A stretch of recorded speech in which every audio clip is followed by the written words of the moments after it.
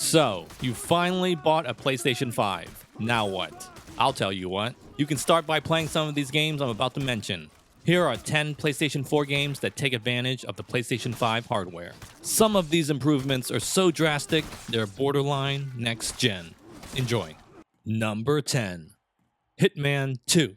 You know what I love about this game? It lets you do things you'd otherwise be too afraid to do in real life. Like walking up to a random person and just smacking them over the head. I mean, I'm not saying I would ever hit anybody in public, but being able to do it in a video game is kind of comical to me. Anyway, what was I saying again? Hitman 2 comes in at 1440p on both the PS4 Pro and PS5. In terms of visual detail, the two versions look pretty much identical. Crowd density looks about the same across both platforms. Of course, frame rate is where you'll notice a difference. PS4 Pro allows for two frame rate options, one capped at 30 and the other unlocked, which can range anywhere from 35 to 50 FPS. If I'm being honest, the frame rate isn't terrible on the PS4 Pro. The capped 30 is pretty consistent with very few frame drops. The unlocked option is also decent. You'll notice the most obvious drop when you're turning a corner or when trying to weave in and out of a crowded area. I've also noticed some drops during the cutscenes even. The constant highs and lows can get a little jarring, but all things considered, it's pretty impressive when you realize how many NPCs are on the screen at once. Of course, all that is no match for the PS5, which gives us a locked 60 FPS. The smoothness you get while playing on Sony's new machine is just heavenly. Don't get me wrong, the PS4 Pro does a good job, but man, it's a whole other experience playing this game at a locked 60. Everything from character movement to camera control feels smoother. It's just a hell of a lot better. Not only that, but loading times have also been improved. From starting a mission to replaying a stage, you'll notice the wait time has been cut in half on the PlayStation 5. Listen, there's nothing wrong with playing Hitman 2 on the PS4 Pro. The unlocked frame rate is decent for the most part, but once you try out the locked 60 on PS5, you'll never want to go back.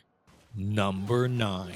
God of War, aka the reason to own a PlayStation 5. On the PS4 Pro, you're given two graphics modes to play in. The first is Resolution, which offers 2160p through checkerboard rendering, running at a locked 30 FPS. You'll notice a few dips here and there, resulting in a drop to 28 FPS, but for the most part, it's a solid 30. The second option is Performance, which favors a resolution of 1080p, but allows for an unlocked frame rate. It's not perfect, but it does stay within the 50 to 60 FPS range. A nice alternative that allows for smoother gameplay, but the drop in pixel count is noticeable at times. Now, if only there was some other option to keep the 4K resolution and have a locked 60 FPS. Playing God of War on the PlayStation 5 does just that. No longer will you have to settle for one graphics mode over the other. Thanks to patch version 1.35, you now get the best of both worlds. Get ready for ultra high resolution textures running at a locked 60 FPS. And because you've gotten the latest patch installed, your game saves now carry over as well, so no need to start from the very beginning. For those who played God of War on the PS4 and PS4 Pro, you'll notice the game really pushed the hardware to its max, which is evident by the loud fan noise resembling a jet engine taking off. The console also got super hot at certain points, so hot that my PS4 Pro basically became my own personal portable heater. That's not so much the case with the PlayStation 5. Thanks to the more powerful hardware, not only will you be getting better performance, you'll be getting a more quieter experience. As if that wasn't enough, you can also expect the game to load faster as well. Now, I'm not saying they were terrible in last gen hardware, but the extra horsepower will result in slightly faster load times. Enjoy those extra 8 seconds.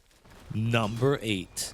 For Honor. I have to say, the combat in this game feels pretty damn satisfying. If you're playing on the PS4 Pro, you can expect to see two different display options. High Resolution, which offers 1440p at 30 FPS, and High Detail, which states that graphics will be rendered at a higher fidelity. I'm assuming there'll be an extra tree or two in the background when using this option. This mode, however, only outputs 1080p at 30 FPS. Move over to the PS5 and not only would you get a massive increase in screen resolution, but also a jump in frame rate as well. For Honor on the PS5 finally makes that next gen leap, offering full 4K resolution at 60 FPS. Did I also mention the update is free? If there ever was a game that desperately needed to be played at 60 FPS, then For Honor would be it. I'm amazed at how stable the frame rate is, even when the screen is littered with enemies. It's pretty amazing. I'm not familiar with the game, but from what I've played, it reminds me a little bit of Dynasty Warriors. Anyone remember that game? Similar in its approach, but not as mindless and over the top. This one takes a little more strategic planning. For Honor was released fairly early on in the PS4 launch, so I'm not sure if late adopters know of this game. If you're looking for a fun action fighting game set in medieval times, then consider this your next purchase. By the way, that 60 FPS really makes one hell of a difference.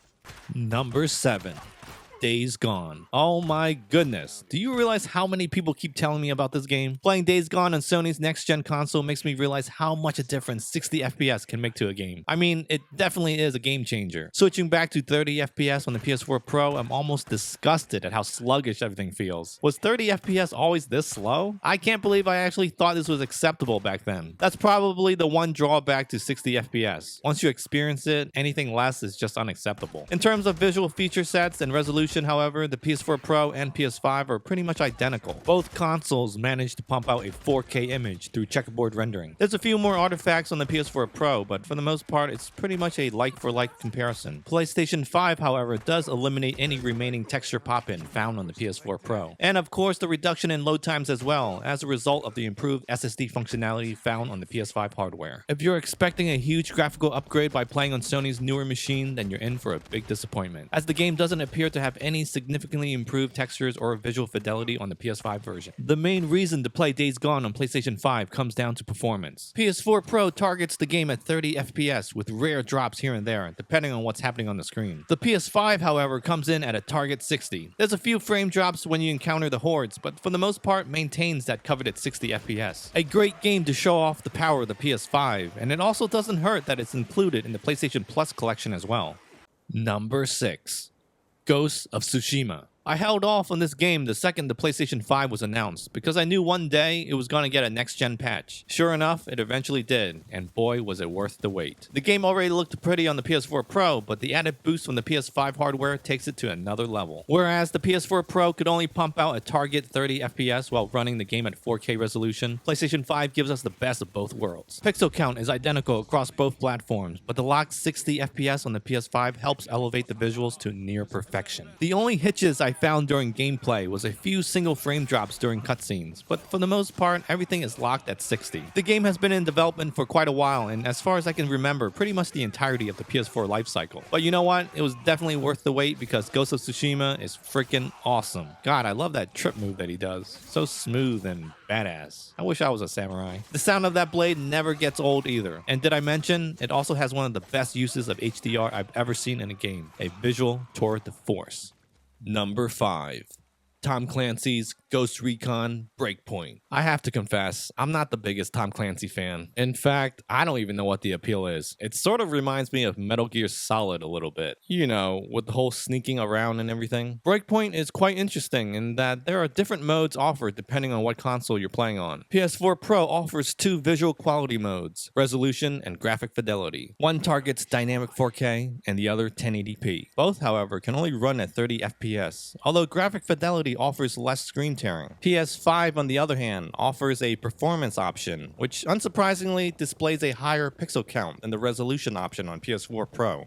Go figure. It averages around 1440p and can drop slightly below that at times. Still, I found the image quality to be pretty consistent. Not only that, but it targets 60 FPS without the screen tearing associated with the resolution option found on PS4 Pro. Sound confusing? It's okay. All you need to know is the PS5 is the way to go if you're planning on playing this game. Although, to its credit, the 30 FPS on PS4 Pro is rather smooth. Still, I think it pales in comparison to the performance option on PS5. It's not locked at 60, but it's pretty damn close. One thing I like to point out is the camouflage system used in this game. Now, is it just me, or does it give you a warm and cozy feeling being able to hide out in the open while other people are nearby completely oblivious to your presence? Maybe it's just me. Number 4. No Man's Sky. Now, this game should get an award just for the amount of support it's gotten from the developers. Kudos to Hello Games for standing by their game. Many titles would have been left to die after an abysmal launch, but that's not the case here. After numerous patches, No Man's Sky is finally realized. I just wish we could have gotten it on day one instead of having to wait years later. Oh well. What can you do, right? At least the updates were free. PS4 Pro offers 2 display options, quality and performance. One offering 4K support at 1800p with an unlocked frame rate, and the other at 1080p with a target 60 FPS. Quality mode looks great, but the frame rate is a little too inconsistent. It ranges anywhere from 20 to 60 FPS. Sometimes it can drop even lower when mining for resources. So you can probably guess this mode isn't really ideal. Performance is what you want, but then again, you're sacrificing the sharper image for a target 60 FPS. FPS, which I have to admit is very solid. Bear in mind, both display options now give you the choice of whether to lock the frame rate or not. It's not practical for the 1080p 60 mode, but more so for the 4K option. So what it comes down to is either play the game at 1800p with an uncapped frame rate, or go for 1080p at 60 FPS. Now, if only there was a console that offered the best of both worlds. With the most recent patch, we now have the next gen version of No Man's Sky. Coming in at 1800p at a target 60 FPS, this is as good as it's gonna get. Just make sure you download the PS5 patch. Improved textures, better draw distance, and faster loading is what this is all about, guys. If you're still holding off on this game, then now's the time to finally jump in. My only complaint about this is that if you're on the PS4 Pro and want to use the 1080p mode, you have to choose it from the system settings. As in, choose the 1080p option before launching the game. Not very intuitive and quite frankly, a little confusing. Why isn't the 1080p option just programmed into the game instead? Number 3.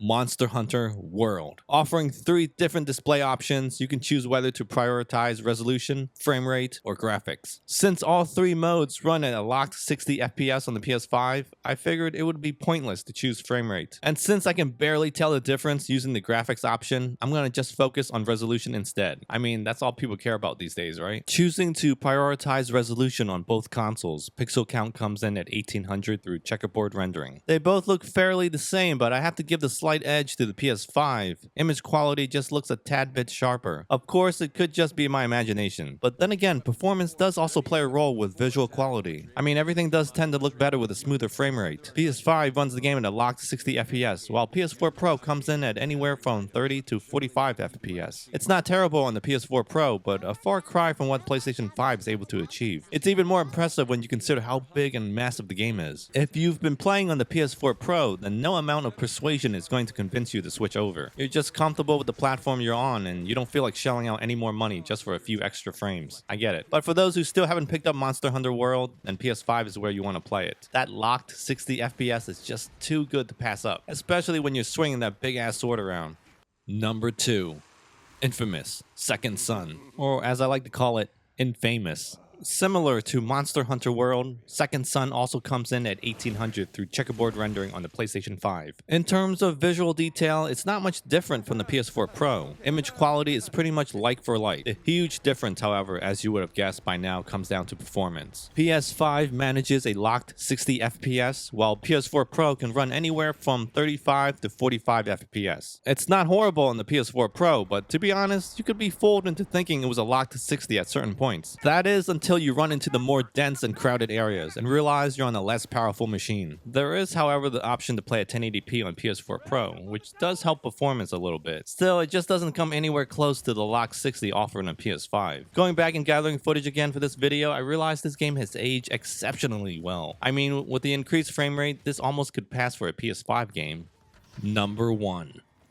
Doom. Now, I was never the biggest Doom fan growing up as a kid, and if memory serves me right, I think the only Doom game I ever played was Final Doom on the PS1. Ugh.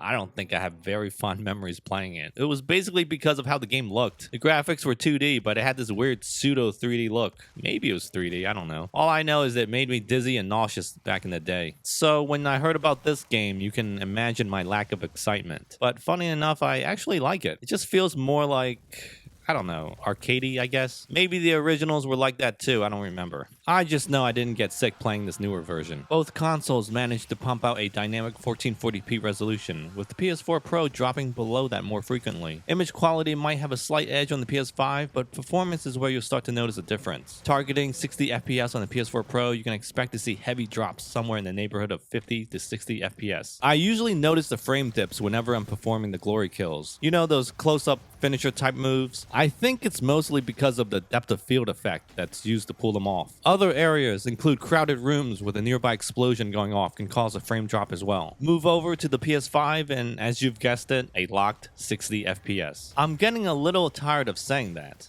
No, I'm not. Buttery smooth, locked 60 FPS. My only disappointment is that the resolution wasn't bumped up to a full 2160p. I mean, the PS5 is clearly powerful enough to do that. Maybe in a future patch? Now, for more related content, click the links on the screen or the ones that are pinned down below. Thank you so much for watching. I'll see you next time.